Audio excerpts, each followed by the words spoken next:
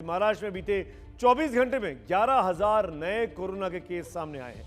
यह आंकड़ा सिर्फ महाराष्ट्र के लिए नहीं बल्कि पूरे देश के लिए खतरे की वजह बन गया है। महाराष्ट्र में कोरोना की वापसी कितनी तेजी से हुई है उसे समझने के लिए हम आपको आंकड़ों की एक तस्वीर दिखाई देते हैं। महाराष्ट्र में 7 मार्च तक एक्टिव केसों की संख्या 99,205 थी। चिंता की बात यह है कि देश में कोरोना के कुल एक्टिव मामलों में 53% महाराष्ट्र से ही हैं। 17 फरवरी तक रोज कोरोना के नए मामलों की संख्या 5,000 से कम थी। पिछले 19 दिनों में रोजाना 5,000 या उससे ज्यादा नए केस सामने आ रहे हैं।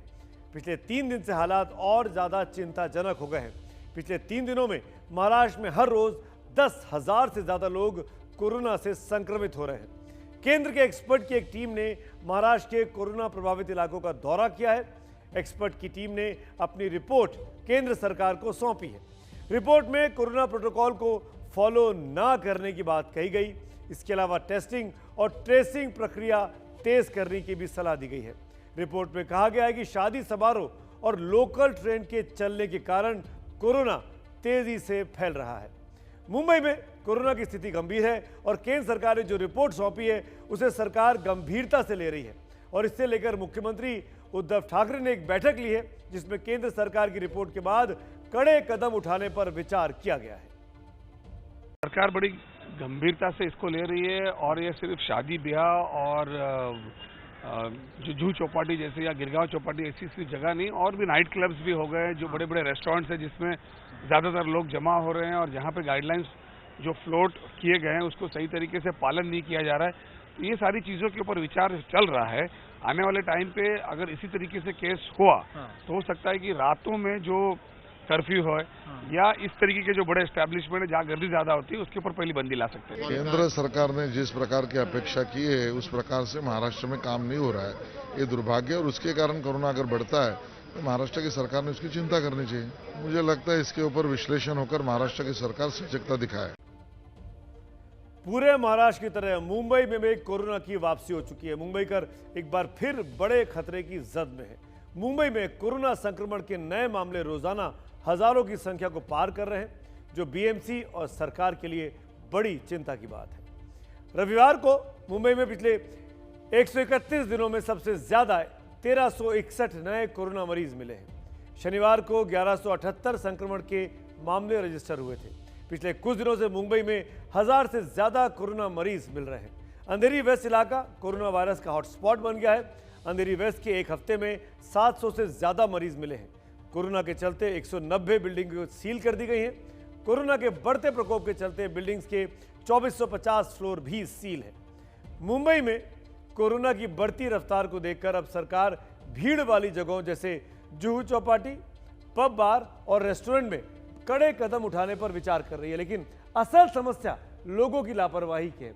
मुंबई में कोरोना का नया एपिसेंटर बने अंधेरी वेस्ट इलाके में बढ़ते मामलों के बावजूद किस तरह की ढिलाई, देखिए हमारे संवाददाता रेणु चौधरी की यह रिपोर्ट।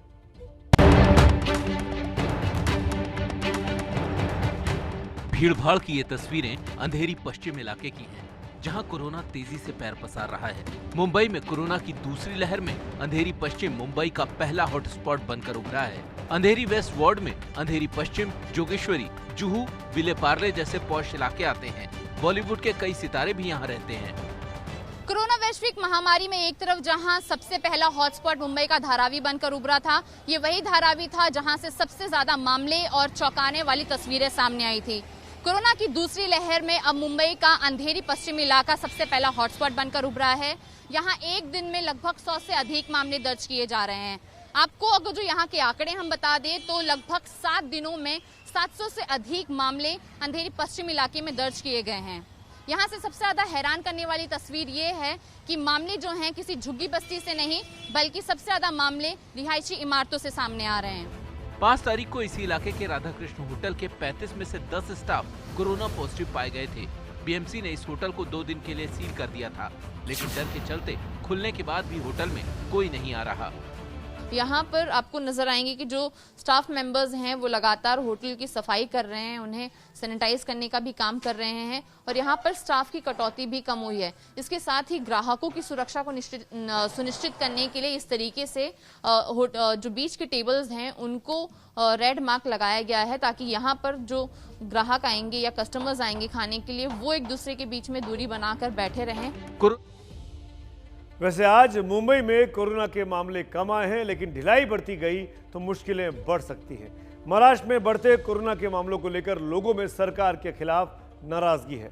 प्रशांत लिखते हैं, 3 पार्टियां मिलकर महाराष्ट्र जैसे एक राज्य को संभाल नहीं सकती और पूरे देश की बात करती हैं, जबकि बैद्यनाथ कुमार ने तंज किया है कि मुझे लॉकडाउन चाहिए।